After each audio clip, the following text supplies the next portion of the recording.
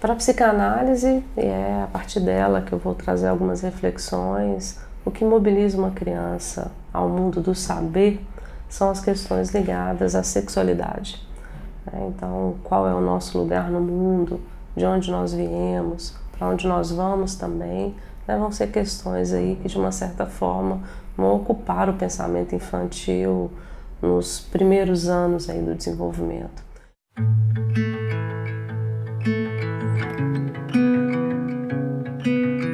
Essa criança ela vai aí a partir desse desejo, que impulsiona essa busca por respostas, construir essas respostas gradativamente. Então, nas relações que ela vai estabelecendo, nas observações que ela consegue fazendo, ela vai de uma certa forma construindo um saber que dê conta de trazer a ela esse entendimento, de quem ela é, o que desejaram, ao concebê-la. E aí as questões ligadas à sexualidade, ligadas ao que é ser homem, o que é ser mulher, o que marcam esses papéis, que características ou que lugar social esses papéis vão possibilitar a cada criança que chega. Então, assim, para a psicanálise freudiana, a sexualidade ela impulsiona, na verdade, a criança para esse mundo de aprendizagens, a princípio ligadas à sexualidade, mas que não vão ficar restritas a esse tema, ou a esse conteúdo. Então, essa criança que está aí às voltas com as questões de onde eu vim, ela vai se interessar por questões de outras ordens, que tragam elementos aí para que ela consiga entender essa questão. E assim ela vai, de uma certa forma, se apropriando de saberes distintos. Então, quando ela se aproxima de outra criança para brincar, para conversar, quando ela está no ambiente familiar também, falando da sua vida, ouvindo alguém trazer as suas experiências, na verdade ela está tentando compor aí essa história da sua origem, e uma origem aí muito ligada à sexualidade.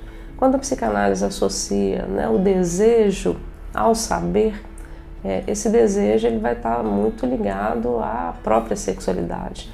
Um desejo, um prazer que se consegue ao entender, ao construir uma informação. Há um prazer também ligado ao corpo, aí, que a sexualidade marca certamente. Mas assim a gente tem então esse link possível entre o desejo de saber das questões da sexualidade para o desejo de saber da matemática, do português, da geografia, da história e de qualquer conteúdo que vai sendo apresentado à criança.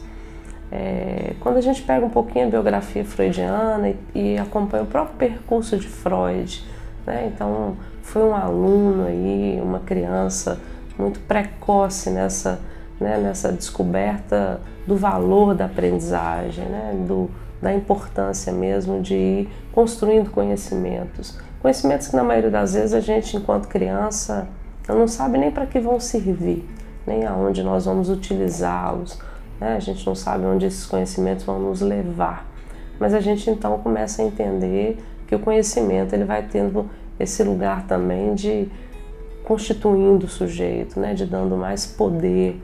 O saber ele é libertador, o saber de uma certa forma vai trazendo confiança aí à criança. Então assim essa criança ao entrar na escola ela vai ter alimentado esse prazer com as pesquisas da sua origem, da sua sexualidade e vai precisar de uma certa ajuda em ter prazer nos conteúdos que vão estar sendo apresentados a ela, nos distintos na organização que a escola faz aí nos seus currículos. E é por isso que a educação infantil, principalmente a educação, as séries iniciais, elas vão sendo marcadas por metodologias didáticas que de uma certa forma aguçam esse prazer. Então é o lúdico, é a brincadeira, é um pouco da fantasia ainda ligada aos conhecimentos que vão sendo apresentados à criança e assim essa criança de uma certa forma mantém essa fonte de prazer alimentada. A gente entende que o prazer então ele vai mobilizar, ele vai de uma certa forma impulsionar e vai ser necessário alimentá-lo. A criança ela tem também as suas possibilidade de obter prazer a partir das aprendizagens que a educação vai apresentando a ela, mas a escola ela vai ter esse lugar também de grande importância, né, em contribuir, em alimentando. Se a gente está falando de prazer, de desejo, a gente cai no campo da subjetividade, né, da particularidade, da singularidade. E é isso também que marca por que somos tão distintos no aprender, né? Ou por que os conteúdos eles são tão diversos e chamam a nossa atenção para um lado e para outras pessoas para o outro lado. Então a gente percebe que o prazer ele não é universal, ele não é uniforme, né? Então, algumas crianças elas vão gostar da área de exatas e vão investir na matemática, né? E tudo que deriva desses conteúdos. Outras crianças vão gostar da arte, né? Do que está ligado aí ao simbólico, ao abstrato. Outras crianças vão gostar aí de conteúdos ligados à história, geografia.